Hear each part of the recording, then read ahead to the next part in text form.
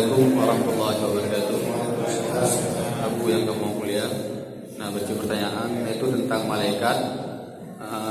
Malaikat Jibril setelah banyaknya masa Nabi dan Rasul KB, bukan selamanya tugas malaikat Jibril bukan selesai, bukan ada tugas yang lain.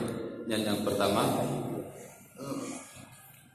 masalah malaikat Jibril kan menyampaikan wahyu. Bukan KB masa Nabi dan Rasul, bukan tugas malaikat Jibril sampusanya. Tapi juga kita memang bukan. Tapi Nabi belum bukti cabut malaikat, cabut kasih sayang, pulang, cabut rasa sayang membantu, sehingga tapi keluarga ada bantu-bantu,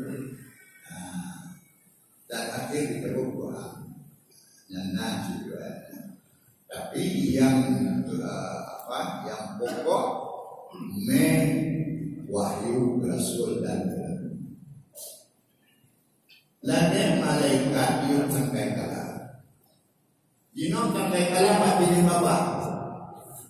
Namun anak demikian perintah ayah perintah itu keluarga yuk sampai kalah pertama dan yuk sampai kalah kedua. Cuma yang terhapun juga tahu apa aturunnya macam nyabut minum campur gede ya. Cuman jutaan manusia, nah yang tiga mati gimana? Dia tu sih tiga